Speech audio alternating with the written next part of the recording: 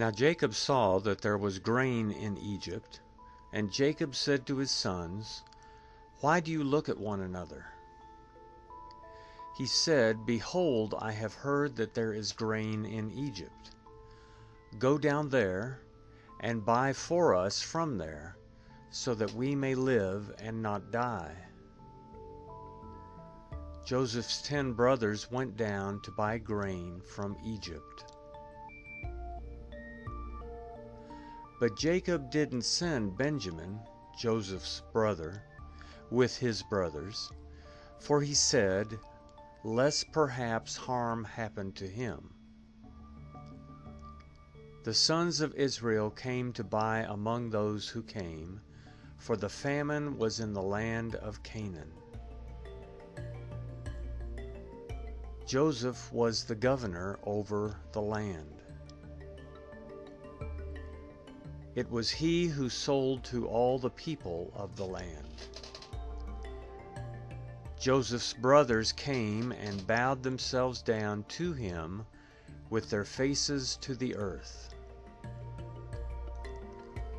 Joseph saw his brothers, and he recognized them, but acted like a stranger to them, and spoke roughly with them. He said to them, "Where did you come from?" They said, "From the land of Canaan, to buy food."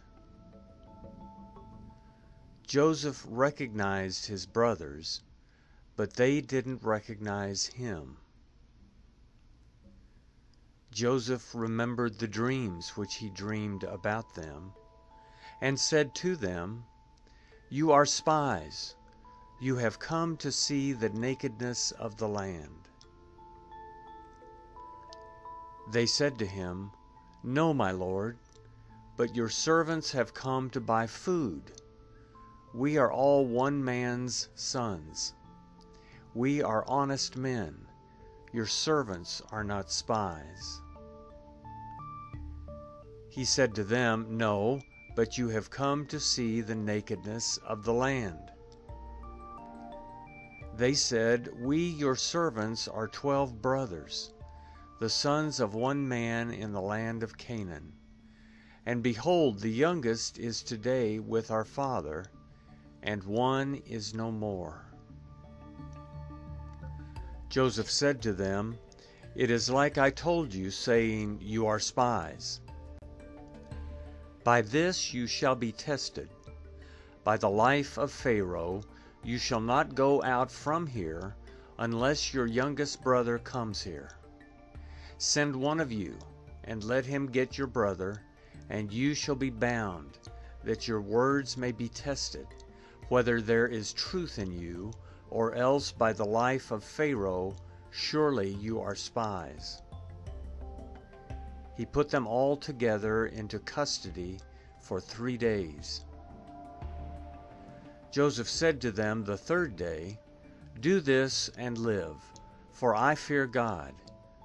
If you are honest men, then let one of your brothers be bound in your prison. But you go, carry grain for the famine of your houses. Bring your youngest brother to me, so will your words be verified, and you won't die." They did so.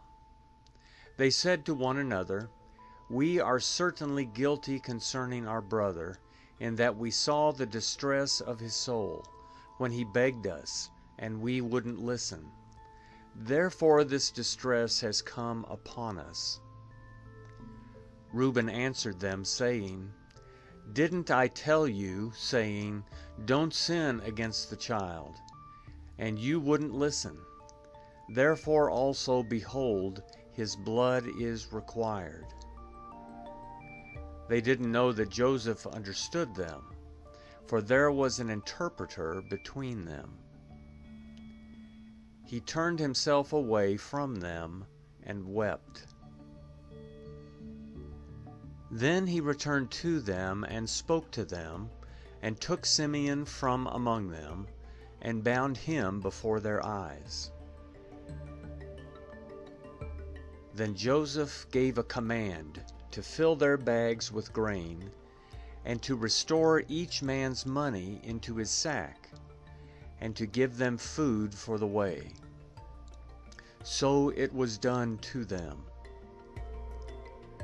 They loaded their donkeys with their grain, and departed from there. As one of them opened his sack to give his donkey food in the lodging place, he saw his money. Behold, it was in the mouth of his sack. He said to his brothers, "My money is restored. Behold, it is in my sack." Their hearts failed them, and they turned trembling to one another, saying, "What is this that God has done to us?" They came to Jacob their father, to the land of Canaan, and told him all that had happened to them, saying, "The man, the Lord of the land, spoke roughly with us, and took us for spies of the country. We said to him, 'We are honest men. We are no spies. We are 12 brothers, sons of our father. One is no more, and the youngest is today with our father in the land of Canaan.' The man, the Lord of the land, said to us, 'By this I will know that you are honest men. Leave one of your brothers with me, and take grain for the famine of your houses, and go your way. Bring your youngest brother to me. Then I will know that you are not spies, but that you are honest men. So I will deliver your brother to you, and you shall trade in the land.' As they emptied their sacks, behold, each man's bundle of money was in his sack.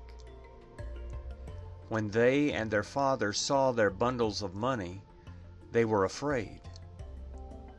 Jacob their father said to them, 'You have bereaved me of my children.